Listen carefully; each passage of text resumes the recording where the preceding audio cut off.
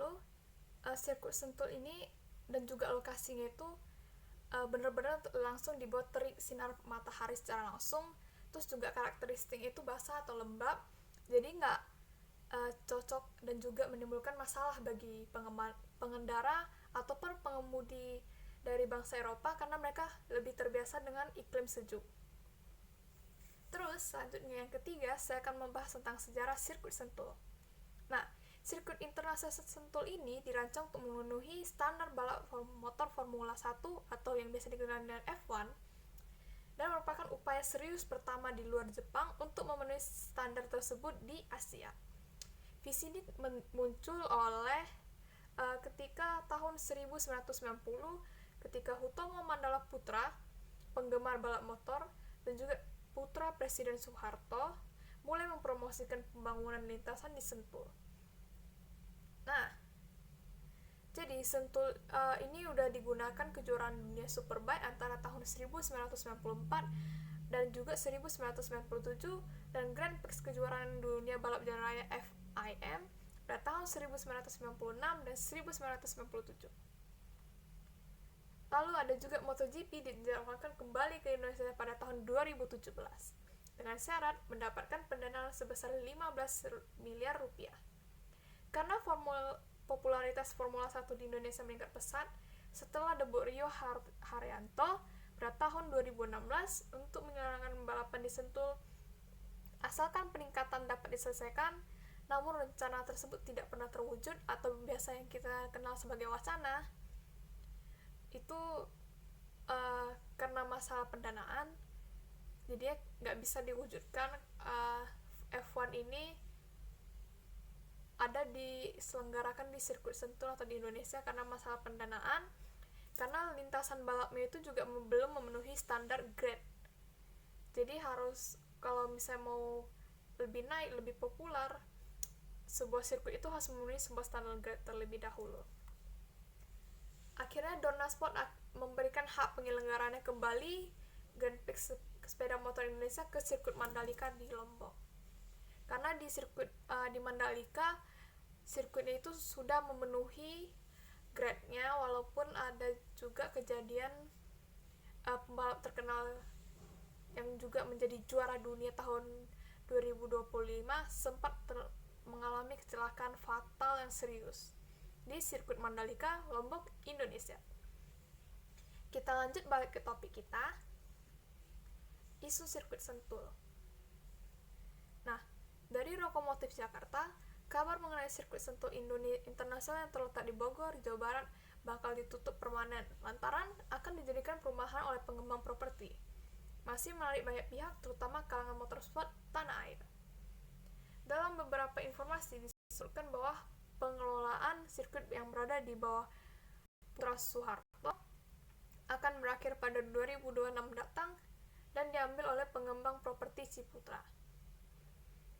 Menanggapi hal tersebut, salah satu tokoh motorsport tanah air sekaligus ketua IMI Mobility, Rifat Sungkar, menurutnya ini persoalan dilematis Indonesia karena Indonesia itu butuh lebih banyak sirkuit, bukan hanya satu atau dua. Jadi sirkuit yang ada di Indonesia itu saat ini Sentul, tapi masih diundur, masih belum bisa menjadi tuan rumah Grand Prix. Terus ada sirkuit Mandalika, sama ada satu lagi sirkuit Eprix di Jakarta, tapi tidak cocok untuk balapan Grand Prix. Lalu ujar Rifat Sungkar begini, negara kita itu gede banget dan terbagi dari beberapa sub daerah atau region. Jadi sebenarnya kalau kita berkaca pada Jepang atau Inggris, yang negara lebih kecil, mereka buat sirkuit puluhan. Jadi sebenarnya sebanyak-banyaknya sirkuit sama aja dengan sebanyak-banyaknya rumah makan nasi padang, karena nggak ada yang cukup. Di samping itu, Rifat Sungkar mengungkapkan sebelum hal tersebut benar-benar terjadi nanti, maka langkah yang harus dilakukan membuka sirkuit baru atau mengakomodir kebutuhan industri motorsport tanah air. Tapi kalau sampai isu Sentul sampai 2006 itu terjadi dan dipegang oleh pengembang properti, kita sih ngerasa sangat amat kehilangan. Jadi kita harus punya pengganti sirkuit Sentul di daerah Jawa bagian barat. Itu tambahnya dari Rivar Sungkar. Kenapa sih sirkuitnya harus di situ? Karena komunitas otomotif terbesar di Indonesia, baik dari sisi jumlah kendaraan, baik dari sisi banyak klub, serta dari banyak atlet, itu paling besar di daerah sini. Jadi kita perlu itu. Jadi perlu sirkuit tambahan di Jawa Barat.